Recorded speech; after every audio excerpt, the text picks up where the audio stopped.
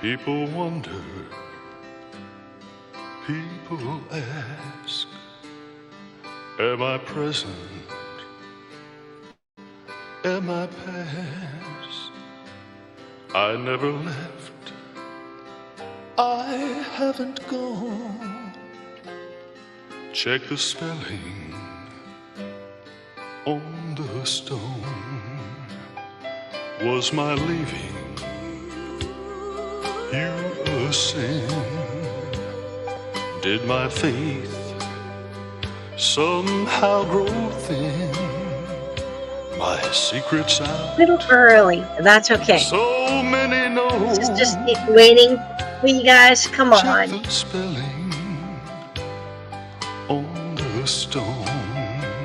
The legend lives, never die. It's up to you to decide. Say the word and I'll come home. Check the spelling on the stone. Would you miss me quite the same had I never come to fame? Hi, Jackie. How are you?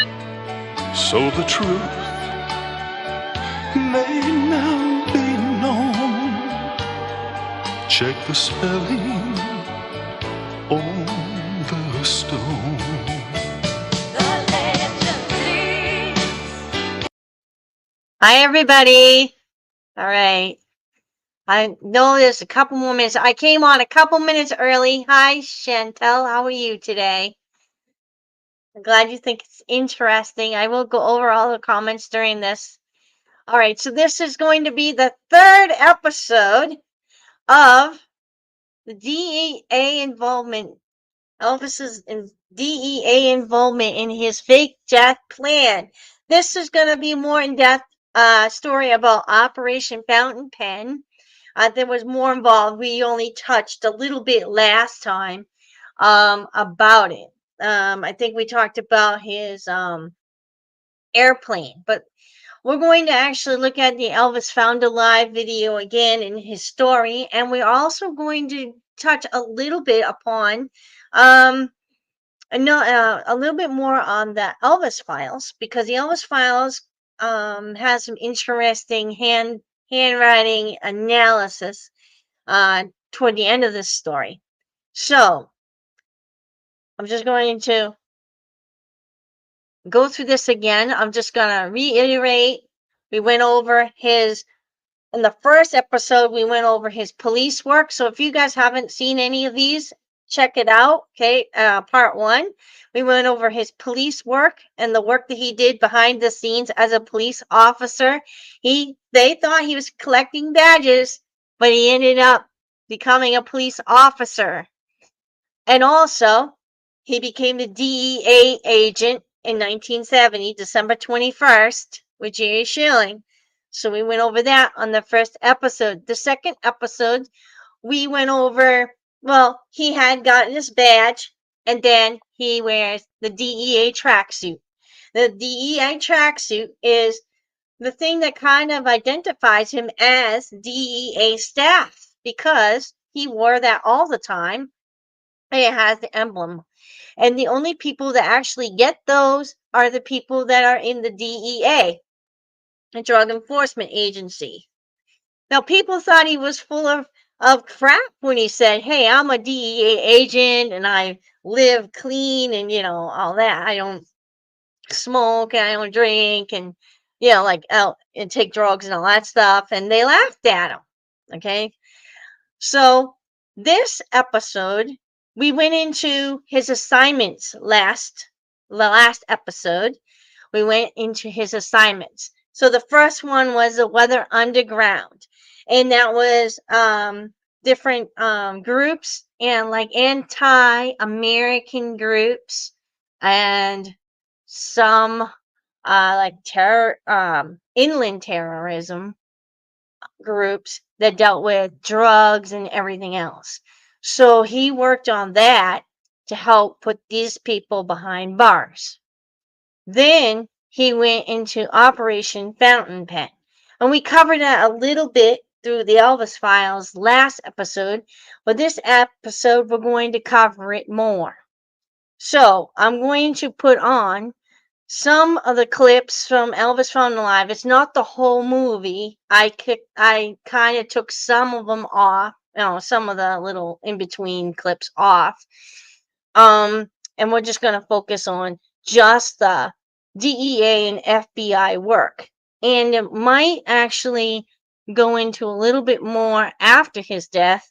But I think that we're going to cover that today and the Mafia and what they did. And then we'll go over the Elvis Files. Okay. So, and you're very welcome, Chanel. I do the best I can spreading the news that he is alive. Okay. So we found out that he was involved in dangerous missions as a DEA agent. And I'm just going to go over, actually, before I play the movie, I'm going to actually read out of a book from Deborah Presley Brando. All right. Called The Memoirs of a Starseed Child. You can get this on Amazon or any bookstore. It's out. It's really good. It's her memoir. She's an illegitimate child of Elvis Presley, and he knows about her, and the family knew about her, and the cousins knew about her. So the cousin Gene Smith, who is kind of like a brother almost to Elvis. He's not brother of Elvis, though. He's the first cousin of Elvis, but they grew up together. They were very best friends. And he told her when she came to visit him after after she found out in 1988, she went to visit him to get more information. And basically she wanted to get family see if the family remembered her, maybe recognition, identifying her as Elvis's daughter. And Gene Smith said, yes, I know that you are. I remember when your mother and Elvis had a fling and all that kind of thing. All right. And it worked out to timing would have been perfect when she died. When she was born, the timing fit perfectly with that love affair. Okay. So, other than that, Gene Smith told her these things. Now, she had, I guess, what they call a person that wanted her to. I'm not sure if it's a private investigator or someone like a manager, but she said, Antonio told me that my father is alive and in some elite federal program that hides federal agents that overstep their boundaries and end up in mortal danger. Jean said to her, he is right. Deborah, do you believe that your father is alive? And she said, yeah, I do. She said, I have many people telling me, credible people telling me roughly the same facts. He said, Deborah, I want you to listen to me. And she nodded her head. 8 days before the day he supposedly died, he called me and Louise over. Now, he had something he needed to tell me. Deborah, he only ever called me over if it was urgent, life or death, serious. She went on. Deborah, that casket was so heavy we could barely carry it. There was an air conditioner under it, and I heard it running. Not to mention, I pushed the sideburn back into place in the wax dummy in the copper casket. And I am not quite the type, the way that I once was.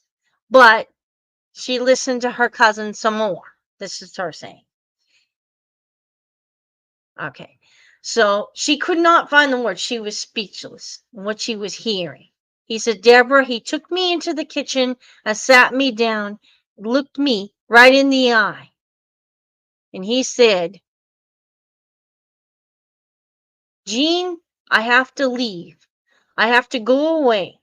You may not see me for a long time, maybe never again. Gene's voice broke, but he composed himself and he looked into his blue eyes, losing his composure. He said, Deborah, he helped put away Vegas kingpins that were giving cocaine to Billy and David. Those are his stepbrothers from Vernon's marriage to Dee. He was scared. He didn't know what else to do, and he felt our country was being taken by other countries by targeting our youth with street drugs, cocaine, and heroin. And it was personal for him. So that's why he went to Nixon and got a DEA badge in 1970 to fight illegal drugs in America. Someone broke into his home and cut off the head of Lisa Marie's teddy bear, placed it on the table on a platter with a note, and it said, "This could be your daughter's head." These bad guys had leased his plane from Vernon, and they refused to give it back. And that involved a federal investigation.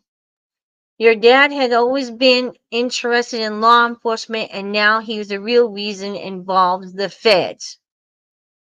After all, he was one. All right. So he was very, very, very afraid for Lisa Marie, for his family, and himself. You will watch in the movie clip with Elvis Found Alive that he will tell you about some other things that happened to him as well. I just want to play one more clip from this account I found on YouTube. It's actually from Jesse Burrows. I can give you the link if you want, and you can actually watch and listen to all these little clips. They're tiny clips, are like 30 seconds. So I'm going to play this. It sounds a lot like him, but I'm not sure if it is, but it's very interesting. Talking major power. And so in order to protect myself and my family, I did what I had to do.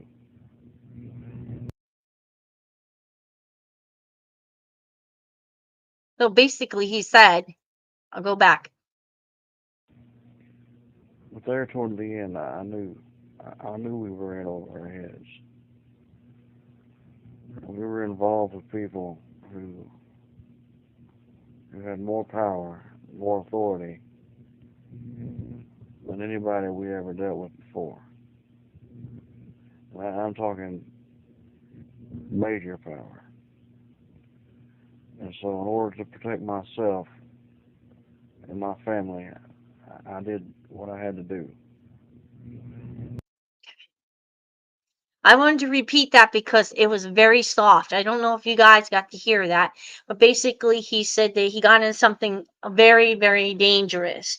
And in order to protect his family and himself, he did what he had to do. That's basically what he said. Okay? All right. So, now, what happened to the rest of my stuff? Oh, there it is. All right. So now we're going to watch the clips from, let me see, I'll gotta find it right here. I believe this is it. Dealing, payola, mob connections, and high living at company expense. America needed me again. The House Crime Committee heard testimony from an underworld crime figure who linked the name of entertainer Frank Sinatra with certain organized crime dealings. Frank Sinatra fronts points for Raymond Patriaca and Jerry Angiulo on the Fontainebleau, and he fronted points for them in the Sands and Tahoe. Was Frank Sinatra a made man? Frank wasn't a made mafioso, but the mafia made him. They set him up as owner of the Calneva Lodge Casino and some horse racing tracks. Frank was the front man. Those kinds of places attracted politicians who could be blackmailed to keep the heat off. Frank would set them up with mafia mistresses. So better to say Frank Sinatra was the Mafia's insurance man. President Kennedy had an intimate relationship with a woman who also was the girlfriend of a Chicago Mafia boss. We were introduced by a mutual friend. I was introduced to Sam Giancana by the same friend. Giancana was murdered last June while cooking spaghetti in his home. So the Colonel booked me into the Las Vegas casinos, and I started the drug stings again. I'd put on my DEA tracksuit, and I'd get on the Lisa Marie and fly in, like I was Captain Marvel Jr., coming to save the day. It was fantastic.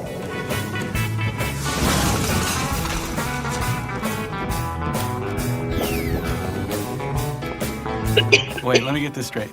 You're saying you set up drug deals between the Memphis Mafia and the real Mafia? Ironically, yes. Exact same as we did with the Weathermen. I ran drug stings on mob crews who were dealing drugs, and they were all dealing. The FBI tracked them back to their safe houses and bugged them. We had wiretaps. Conversations that took place over it could be overheard at least a half mile away. That's how the FBI got the Italians for some of everything. Killing, drugs, loan sharking, kidnapping, arson, you name it.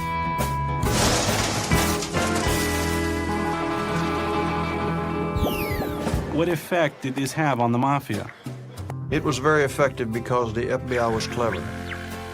To confuse the mob, they took down only one guy at a time. They got so paranoid, they started killing each other. Suddenly, gunshots, a whole series of them. And Joe Colombo Sr., accused of being a gangland chieftain, now near death with a bullet in his brain. Everyone was a rat. They never dreamed it was Elvis Presley. One time in Las Vegas, me and Red West hauled a wise guy off on an airplane. I flashed my badge and the passengers saw me, but they thought it must be a guy masquerading as Elvis. Another time, we did a bust in Colorado, and I got presents for the cops. He was so grateful for the assistance of 3 members of the Denver Police Department, he picked out 3 Mark IV automobiles. When the mobsters got arrested, they put their wives on television, and those women sure didn't look like much. It was pretty sad. All of them claim the FBI is harassing their families. They sit in front of my house. They bother my husband. The FBI doesn't gamble. They don't drink. They don't go out with girls. What do? Why did they become priests? What was your most memorable sting operation against the Mafia? The first one, because I was so nervous. While he was in prison, Joey Gallo made a deal with the Black Panthers to sell heroin. The FBI was terrified of the muscle of the Panthers and the smarts of the mob teaming up. So I got Dylan to introduce me to Joey Gallo, and I set him up. How well did you know Bob Dylan? We'd met only once when I recorded a song of his.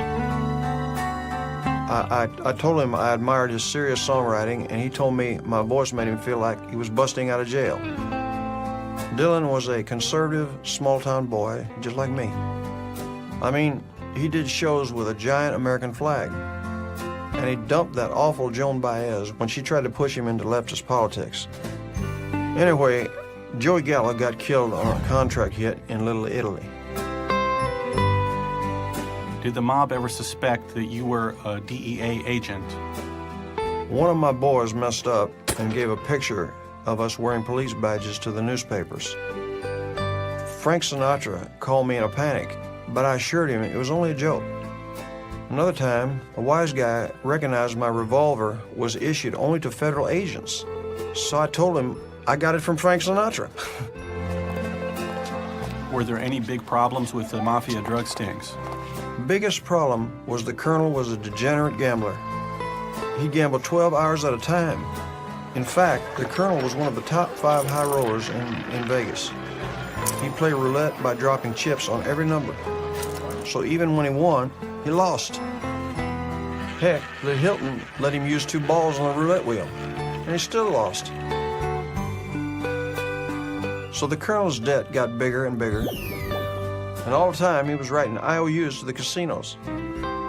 The Colonel was becoming owned by the mob, and that was dangerous. I should have dumped that son of a bitch, but loyalty was my biggest flaw. And that's why I did 2 shows a night in Vegas on account of the colonel owed so much money. The FBI files show you began to get bomb threats. Do you know who was targeting you and why? There's no doubt in my mind that Captain Nazi and the weathermen suspected me of setting them up. And they wanted to assassinate me with a pipe bomb so I could not testify against them. So I started fast moves to avoid being an easy target. I carried a gun on stage at all times.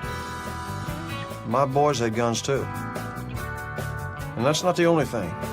Captain Nazi started spreading rumors that I was a drug user, thinking he'd get the DEA to fire me. I was so mad I went off on stage. Good evening, ladies and gentlemen. The rumors that you hear about me are trash. I'm an 8th degree black belt in karate. I'm a federal narcotics agent. I am. I swear to God. On the contrary, I have to be straight as an arrow. I don't drink booze. I don't take any this and that. By God, don't say booze, son. I'll whip your ass because I'm telling you the God's truth. Thank you very much. About mid-'76, the FBI overheard the Gambinos on a wiretap saying the Memphis Mafia set them up. So I had my dad fire them, hoping that would take the heat off. And my boys played alone. We were given 3 days' notice by his father and a week's pay after 16 years, and he wouldn't talk to us himself. He flew out of town, and he had his father do it. Were you getting worried? Yeah, because pretty soon, the Mafia started cleaning house to find a rat. And a Colombo wise guy named Vinny, I'd never met him, came backstage for a drug buy. I had a 22 revolvers sticking out of my boot, some cheap thing I'd got at Kmart, and Vinny kept staring at it. So to gain his confidence, I said, "Hey, you want it?" And he said, "Sure." Next thing, there were 20 inside murders, and I come to find out they used my gun. In recent months, 20 people who may have been FBI informers have been murdered. This is the type of gun used for the executions, available at most sporting goods stores. Police say the Mafia did not use this kind of weapon until recently. I was worried it'd be traced back to me. Next thing, they thought Frank Sinatra might be the rat. They tried to kill Frank by blowing up his plane that he leased from a Mafia front company called Jet Avia. But his mama got on the plane instead of him. A snowstorm today hampered the search for Natalie Sinatra and 3 others who were aboard a chartered jet plane that vanished last night. Then somebody tried to put a bomb on my plane in Pittsburgh, but the FBI stopped it. So of course I was worried. Them boys believed the only good witness was a dead witness.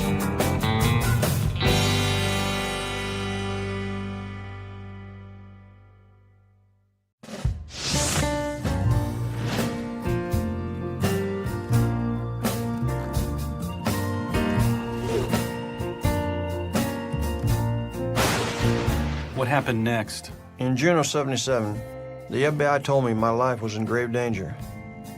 They had wiretapped a meeting at a Mafia social club in Brooklyn. Bill Ayers and some Black Panthers and a Gambino mobster named Paul Castellano was there. They all agreed I must be a federal agent, and they put out a contract on me. The Weathermen, the Panthers, and the Mafia, a triple threat. What did you do? Well, I was very nervous. It would be easy for anyone to shoot me on stage. Bullets would not bounce off me like they did Captain Marvel Jr. So I called President Carter and I asked him for Secret Service protection, but he said it was something only the president could have. So I told him I was running for president. He laughed, but said he would recommend me for the Witness Protection Program. But I realized if I was alive, that Lisa Marie and Daddy would be in danger. And Mama had died so young, and I'd lost my twin brother. I had to find a way to live for them. That's when I remembered Master Comics number 110 against Frederick Pro. He ran Air Cargo Airlines out of Florida. It was a Mafia front company for stealing aircraft. I had sold him one of my airplanes in a sting. Dr. Nick was sure Roscoe would expire in time. And then he'd keep him on life support. So we planned the body swap and everyone's job. On August 15th, I put on my DEA staff tracksuit. I testified for the grand jury. Then I went home. I went to my dentist around 11 p.m. since I wouldn't be able to see him for a long time. Then I got everyone out of the house. My cousin Billy and my girlfriend Ginger. She looked just like Mama when she was young. I called her Little Gladys. We went to play racquetball. At what time? It was around 2 a.m. Call from Paul Castellano, who screamed at him, "This is bullshit." The colonel got scared and insisted on an open casket to prove I had died. There were no cameras allowed, but the National Enquirer paid my cousin Bobby Mann to sneak one in. Now, at the public viewing, it was said you didn't look real. That's right. The problem was, as Roscoe got sicker, then being on life support, he lost weight, while I had gained weight.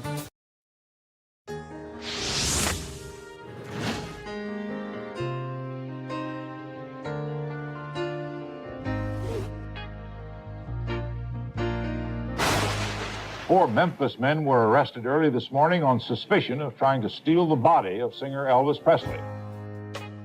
Paul Castellano got even more suspicious after the National Enquirer published the photograph.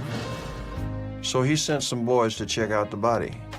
They broke into the cemetery, but the FBI had it staked out. They gave the police a cover story that they were going to ransom the body. The charges were dropped to avoid a trial where people might ask the wrong questions. After that, Daddy had the casket buried at Graceland. Okay. So, what a long story that was. Okay. I did skip over just the technicalities and all that on how what he said, how it happened. Okay. And I do have a video out about that, so you guys can see that in an if you want in another video. I think it was about like how he escaped Graceland. It's pretty much on there. So most of everything that the fake deaths plot and everything is all covered already on other videos. So you guys, if you want to get all that information, you can just look at the other videos. I think the inconsistencies in the records is like 3 or 2 episodes of that. There's also how he escaped Graceland. So if you want to get that information, you just won't be able to watch the video, obviously, but all that is in there. And it also is information is also gleaned from his book, The Truth About Elvis Aaron Presley, in his own words. Now, he was talking about after 1977, when Castellano was trying to dig up his grave and so on. And I will have another episode of this for later on in after 1977. I will do a fourth one. It'll cover just that part, after 1977, what he did in law enforcement. Okay, so I have one more video. I'm going to watch a clip of Elvis Files, and this will kind of continue where we left off the other day about his planned death. It's going to talk about the documents that were filled out at that time period. And this was quite interesting, so I thought I would share it, and then I'll go over the comments and everything. Okay, so I'm going to do this one more little clip, a few minutes long. A sudden disappearance. Well, that's the point. If you look at the criminal background of certain individuals who were involved in the Presley case, it would be highly justifiable. Do you think that Elvis was put under the witness protection program? Well, the fact that the 2 members of the fraternity who were involved with Presley in the Jet Star deal were themselves put under the witness security program is something in itself. If it was dangerous enough for the prime suspect to be put under the witness security program, it was surely good enough for Elvis Presley as the main victim to be put under the program. But Elvis Presley was a federal agent. There's no doubt about that. All right, Gail, what do you think of all this? Well, there is no doubt about it. Elvis Presley was a federal agent. His power and clout went to the White House.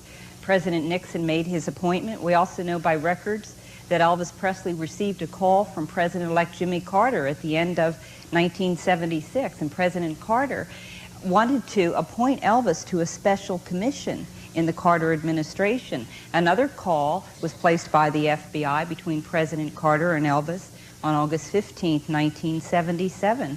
Elvis's name is listed in the Justice Department's Black Book as a federal agent. Plus, there's books at Graceland that seem to be clues. And during Elvis's last concert tour, he made some very strange remarks on stage. It sounded like he was saying goodbye. He would say things like, I am, and I was. And he also said to the audience, he said, I may not look good tonight, but I will look good in my coffin.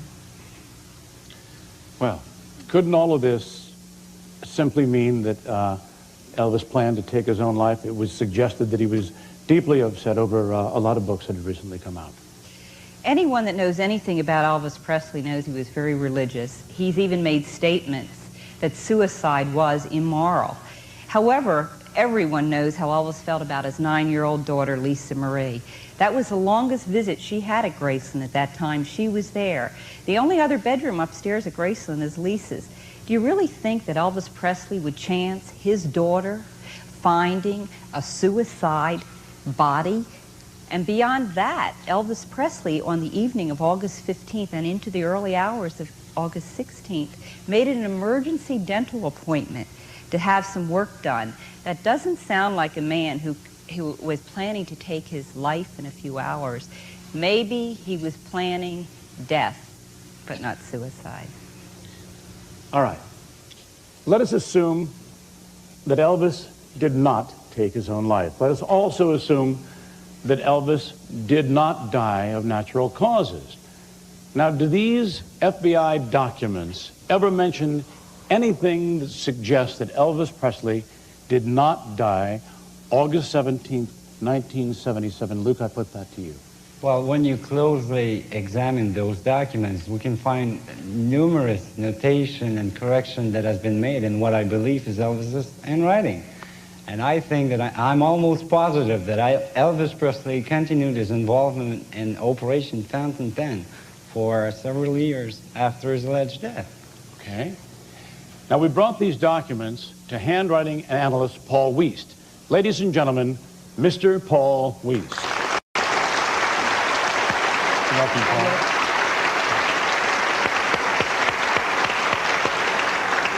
Okay, Paul, you have seen these documents. What is your conclusion?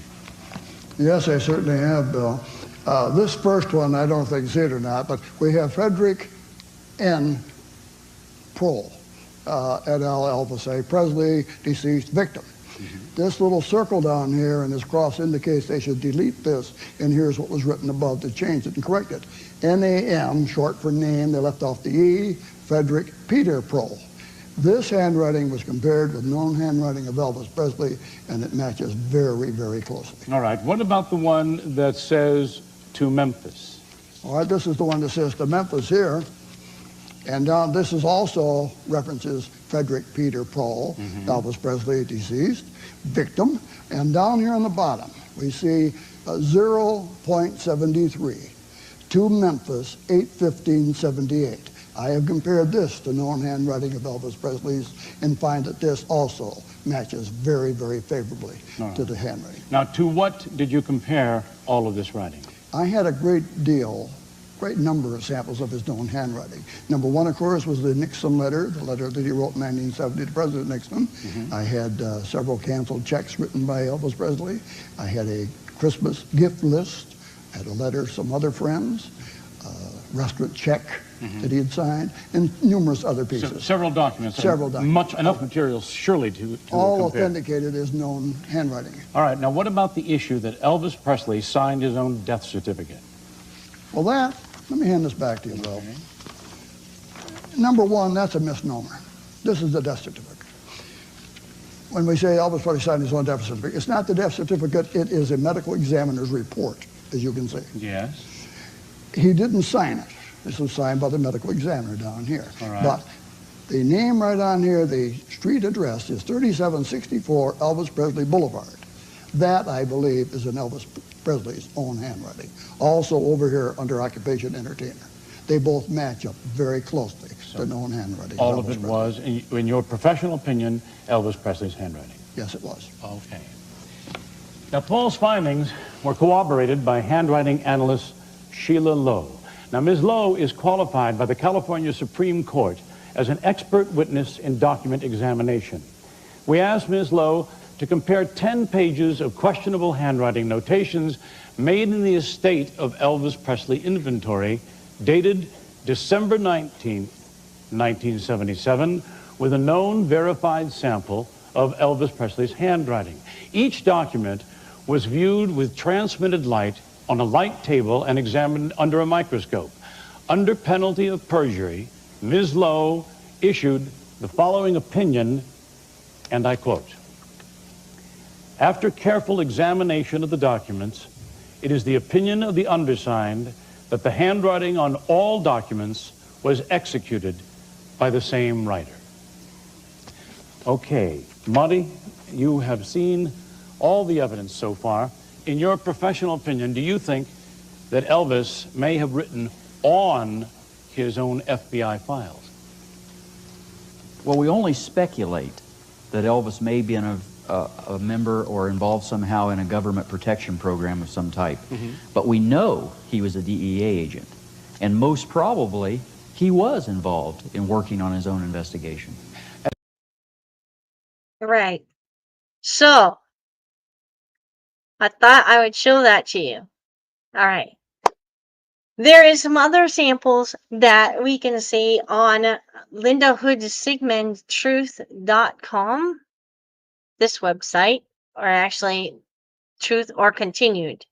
She has letters written by Jesse Elvis, and she had them compared and analyzed by a court-appointed graphologist as well, along with other samples of Elvis Presley's handwriting, and it's a match, undeniable match. So, we're looking at a very similar person here for a long period of time, right? But what was amazing is that those documents were written, if you notice, one was signed 1978. The household inventory was after August 16th, 1977. It was December 19th. Also, there is a pool house photograph that was taken of Elvis Presley sitting in the pool house door, and he admitted that it was him. I have a video on that too, so if you guys didn't see that, you can see that. But I'm thinking of doing it again because my friend Jim, who did the encounters, wants to be on that because he's got a story that he wanted to tell you guys about that particular photograph and his experience with the guy they claimed was in it. It wasn't Elvis that they claimed, but Jim met him, and he's got a story to tell. So maybe, and in the future, I'll redo that video because that'd be cool. Something different. All right. Anyway, so now I'm going to address comments and hellos. All right. So, hi Jackie, how are you? And I started with Spelling on the Stone, the song. I found that the Elvis Found Alive rap was good, but it's also copywritten, so I have to take it off or silence it. So the first video or in the second video, you'll hear no music on that when I get done. So this one here isn't copywritten, and I had already done this video, so I picked it because it kind of fits the story. If I hadn't cut all the video out, you would have heard him say all the errors that they did, including and the purpose and the reason why he added the A into the stone and all that. But because this was focusing on the DEA, I cut it out. All right. So this is very, and I'm going to put Jackie's comment here so we know. You love that song, Spelling on the Stone. I will finish the video, I promise, at the end. How's that? All right. And Chanel says, this is very interesting. I'm glad you find this interesting. And she also says, thank you for bringing us these amazing videos. I knew that he would do anything to protect his family. Yes, he did. There was other reasons why he did do what he did, and I might do that video over because that first one is kind of choppy. I did it on my phone, and so I might do it over. That might be one that I'll do in a little, maybe not next one, but in the future. So, yeah. And hi, Michelle. How are you today? All right. Hi, everyone. All right. And Kendall says hello to me. Hi, Barbara. Barbara Kendall. Yes. Now, she had posted this comment on the Jesse Burroughs, I believe, recording. It does sound a lot like Elvis. Let's see, these recordings, it said they came out on YouTube like 5 or 6 years, maybe 8 years ago. So it could be a possibility. You know, the Elvis Phone to Live thing was done in 2011, so there's quite a few years difference in voice. Okay, because the voice changes a little when you get older.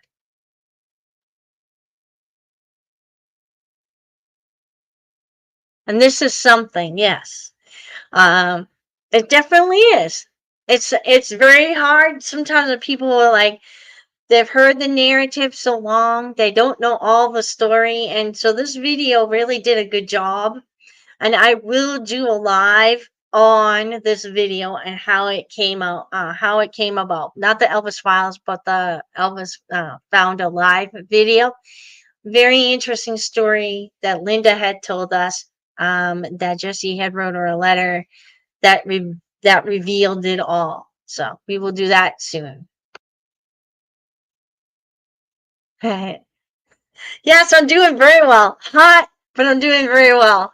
It's like in the upper 90s today here in New Hampshire. So we're getting summer early. We're having heat wave. Actually, it's going to be up to like 100, I think, Thursday, and humid, very humid.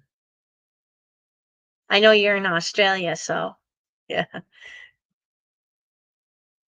Hello, I know the purpose of the double and the stone. Do you research for videos just to remix or to do interesting updo? All right. Do you research for videos just to remix to what is interestingly objectively? Okay, so my videos I glean from many different sources. So my first sets of videos that I had out, I gleaned from a lot of lives. I gleaned from books, a lot of books. And then I finally figured out how to do clips, and so I've been adding the movie clips, which is actually very entertaining and a lot easier for me. But I used to reference these movie clips quite often, so I was glad when I figured out how to do movie clips on this, so we could do movie clips and discussions and mixture of books. A lot of the books I gleaned from are Gail Brewer Giorgio, who you saw on the Elvis Files. I read Is Elvis Alive? And the Elvis Files. I also read The Truth About Elvis Aaron Presley in his own words. I've read, then I had Jerry Schilling's books and Priscilla's book and, Deborah Presley Brando's book. So I glean from different sources. And then Linda Hood Sigmund Truth is the biggest source there is, because there's 2 whole big huge websites of everything you can imagine on it. So, and there's a lot of video involving that as well. And the book, The Truth About Elvis Aaron Presley in His Own Words, is very, I glean from that a lot. Because it is him. All right. Yeah. Yeah. I know that. Okay. Any other questions or anything?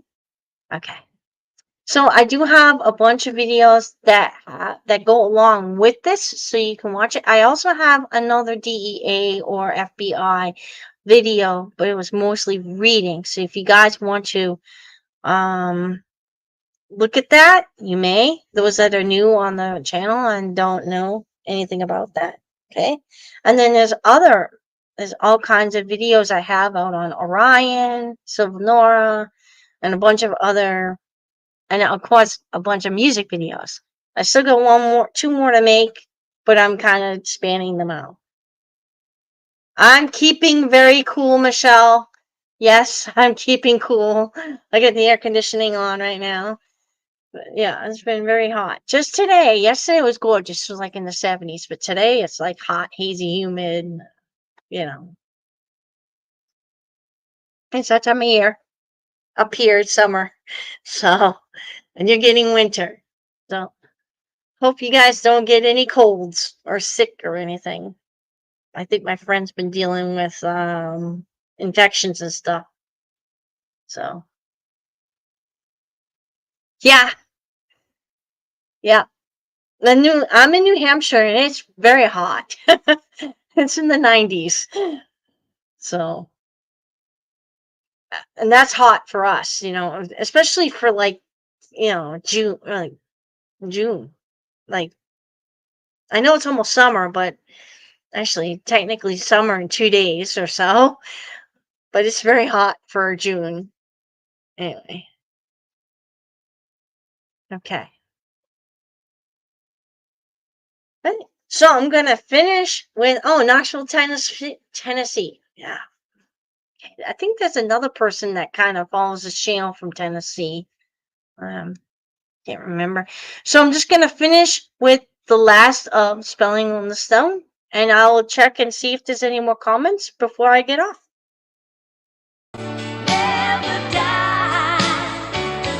It's up to you. Sing the song. To decide. Say the word, and I'll come home. Check the spelling on the stone. Just check the spelling on my stone.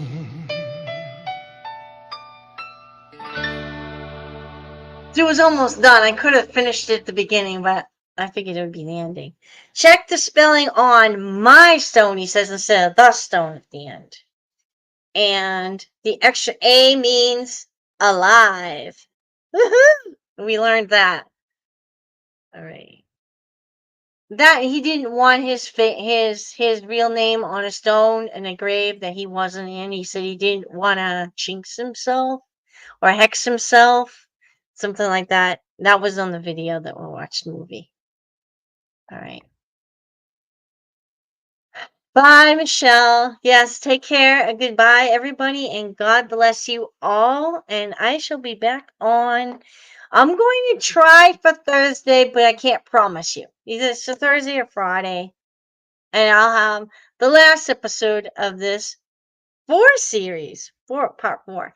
I'm going to do the last of the series of the DEA. I'm going to talk about what Elvis Found Alive had revealed and what Elvis revealed in his book about his DEA and police work after 1977.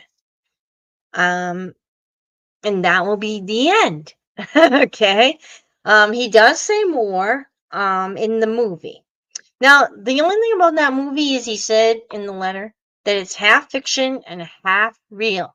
So we don't know exactly everything that was real or not, but I'm going to say that the guy that made this movie had to look all those video clips up and all that news stuff up. He did a very good job finding all that information. So that's all I'm going to say. I think he did a very good job at that. I don't know about the other things, but, the Captain Marvel crap. But anyway. Thank you. You too, Chanel. Have a good night. And have a good night, everybody. And God bless you all. Until next time. Oh, and I almost forgot. If you like the stuff on this channel, subscribe and hit the notifications button for future videos because I'll pop on. Sometimes I pop on surprise. So you'll get future notifications. And share this with everybody you can. And like it, favorite it. And then we are on Facebook. I do have a group on Facebook called Elvis the Man is Alive. You have to answer questions to get on that one. Or you can also follow us, or you can actually follow this channel, or this page on Facebook. And that's basically the video page. So what I do here is after I do this, I upload it onto Facebook through that and then onto the group. And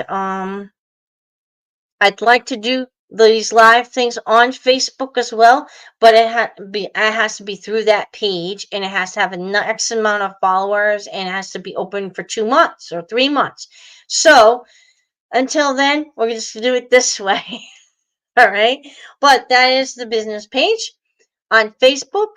And it's also the same handle on Twitter and on Instagram, but I'm not on those as much because I don't have a lot of time to get everything on those platforms.